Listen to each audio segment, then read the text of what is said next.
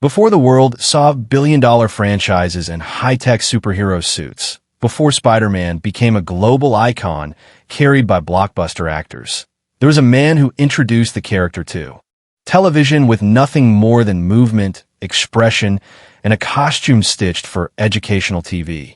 His name was Danny Seagren, a performer whose face most viewers never saw, yet whose influence quietly shaped an entire era of children's programming. When news broke that he passed away on November 10th, 2025, tributes appeared across the media, remembering him as the first live-action Spider-Man and a dedicated puppeteer trained by the legendary Jim Henson. To many, Danny Seagren was the man behind the mask, but to those who grew up in the 1970s, he was the embodiment of imagination, literacy, and gentle storytelling. This is the story of a performer who navigated two very different creative worlds, puppetry and superhero television, and left behind a legacy far larger than the roles he portrayed. Today, we revisit his journey, not as a forgotten footnote of pop culture, but as a quiet pioneer whose contributions continue to echo through generations. Danny Seagren entered the world on November 15th, 1943, in Minneapolis, Minnesota. Born Daniel Morley Seagren, he grew up in a modest Midwestern family led by his parents, Morley R. Seagren and Carol C. Leonard Seagren. His childhood was defined by curiosity, not loud or attention-seeking, but observant, expressive, always finding ways to turn motion into meaning. The arts captured him early. He discovered dance, recognizing that rhythm and physical control allowed him to communicate in ways words could not. While Minneapolis nurtured his creativity, Danny felt a sense of limitation. His ambitions needed a bigger stage, a place where ideas were constantly in motion. He set his eyes on New York City, a destination that symbolized opportunity and artistic freedom. For a young performer in the 1960s, New York was alive with possibility. Theaters overflowing with new talent, television studios testing boundaries, creative collectives forming everywhere. Danny stepped into this world, determined to carve his own path. It didn't take long before the decision paid off. His training as a dancer set him apart, proving useful not only in performance, but in understanding composition, pacing, and intention. He was not the type of performer who relied on grand gestures. Instead, his strength was subtler. A storyteller who understood that the body could say what the mouth didn't. And in 1968, his skills led him to someone who recognized that potential immediately, Jim Henson, the visionary creator of the Muppets. Their meeting would define the next phase of Danny's life and ultimately shape the direction of children's television. Becoming a puppeteer under Jim Henson's direction was no small undertaking. Henson's world demanded precision, empathy, and the ability to blend technique with emotion.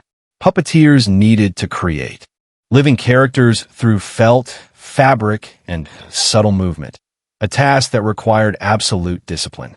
Danny Seagren adapted quickly. Within weeks, he transitioned from dancer to puppeteer, learning how to synchronize breath, gesture, and personality through a puppet's frame. His physical background became an invaluable asset.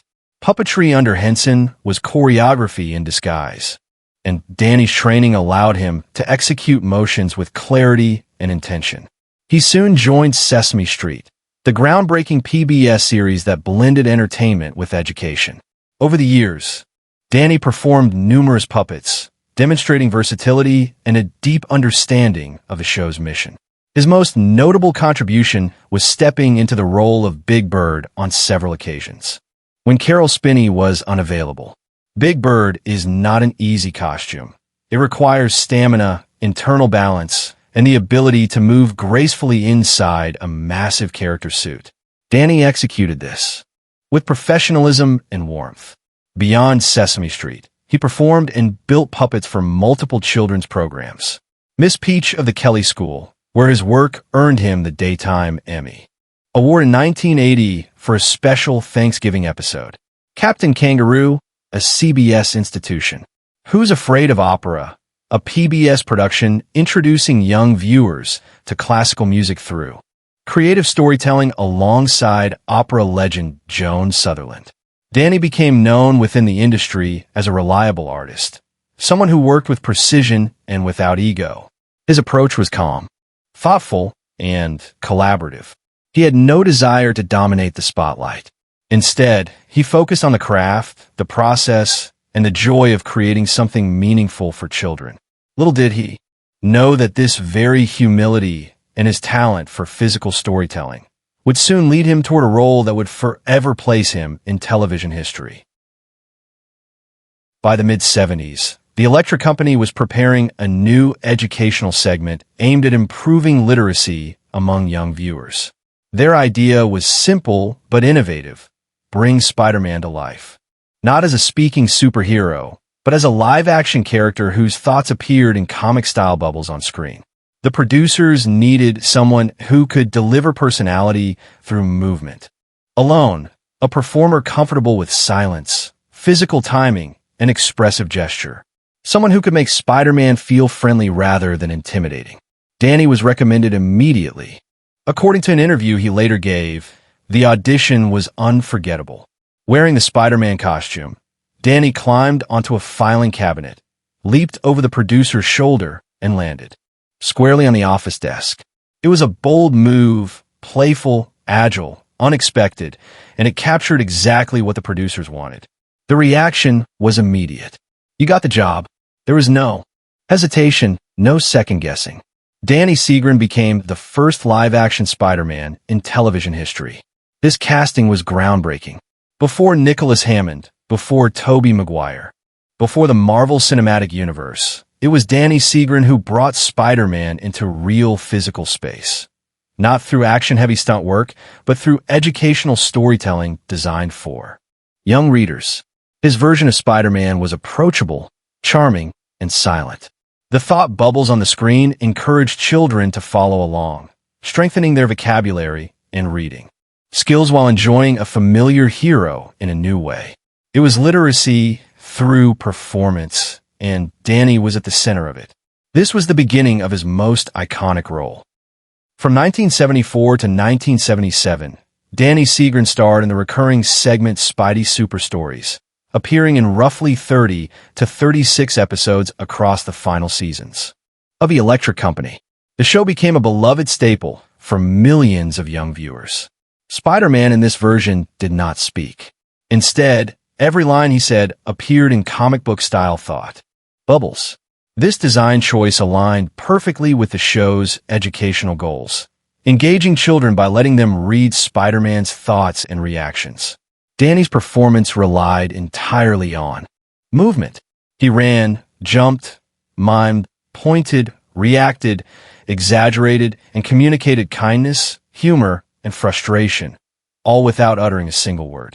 It was a demanding job that blended dance, puppetry principles, physical theater, and child-friendly comedy. Each episode featured light-hearted villains with memorable names: the Funny Bunny, Mr. Measles, the Sitter, the Spoiler, the Birthday Bandit, the Prankster. These adversaries were intentionally silly rather than threatening, making the tone playful and safe for the show's young audience. Danny's Spider-Man never fought aggressively. Instead, he used exaggerated physical reactions, comic timing, and cooperative problem-solving to guide the narrative. The impact was significant. For many children, Danny Seagren was Spider-Man.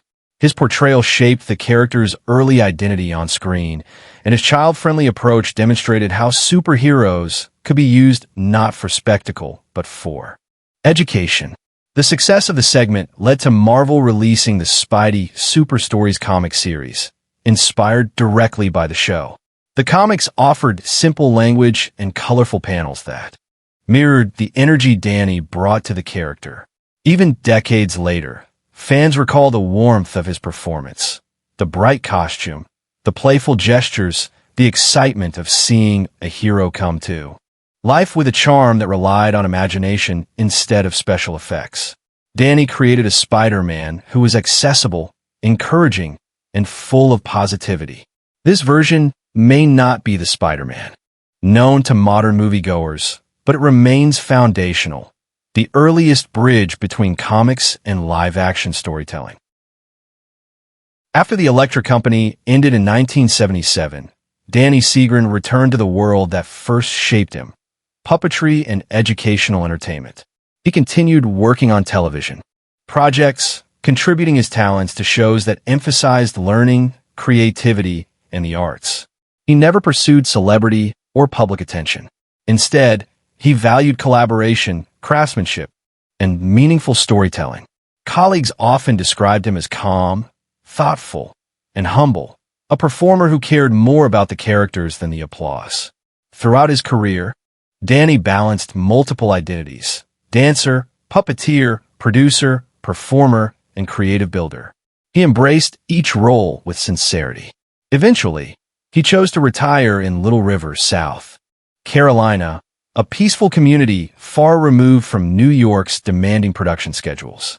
There, he lived quietly with his longtime companion, Kate Verro, enjoying a slower pace of life while staying connected to the creative community he cherished. Although he stepped away from the spotlight, Danny's influence remained visible through the characters he breathed life into. Generations of adults who once watched Sesame Street or the Electric Company carried the memories of his work into their own lives. Danny Seagren passed away on November 10th, 2025 at the age of 81. His family shared the news through an online obituary. No cause of death was made public. What was made clear, however, was how deeply he was loved. He is survived by his longtime companion Kate Verro, his brother Dr. Stephen L. Seagren, his sister-in-law Jill R. Seagren, and his nephew Sean G. Seagren. In their message, the family expressed heartfelt gratitude and described him as someone who enriched every environment he entered. They wrote, "Danny will be greatly missed by his family, friends, and those throughout the community he loved living in. A celebration of life is currently being planned, and donations in his memory were encouraged to be made to the entertainment community fund, reflecting his lifelong dedication to the performing arts and its community." As tributes appeared across media outlets, journalists and fans alike emphasized two elements of his legacy: his unique role in puppetry under Jim Henson, and his historic portrayal as the first live-action Spider-Man. Though his name may not have been widely known, his work shaped some of the most important educational programs ever broadcast. He helped children learn to read, understand emotions, and explore their imaginations through performance and character. His passing marked not only the end of a life, but the closing chapter of an era, a time when television relied on creativity over technology, and when performers like Danny made magic possible through movement and intention alone. Danny Seagren's contributions may not be surrounded by the loud recognition of mainstream fame, but they continue to resonate deeply. As a puppeteer, he helped bring to life characters that taught generations of children about kindness, curiosity, and learning. As Spider-Man, he created the first bridge between comic book panels and live-action storytelling. His version of Spider-Man remains unique, silent, expressive, and educational. It challenged the idea of what a superhero could be and proved that even without dialogue, a character could inspire and teach. His puppetry work contributed to the foundation of children's television. Shows like Sesame Street and the Electric Company became cultural cornerstones in part because of the performers who dedicated themselves to the mission. Performers like Danny, who used their gifts to shape childhood development in meaningful ways. Danny's legacy lives in the memories of those who watched him, the stories he helped tell, and the gentle creativity he brought to every role. Danny Seagren may never have sought the spotlight, but his work offered light to millions. Whether operating a puppet or wearing the Spider-Man suit, he performed with purpose rather than spectacle.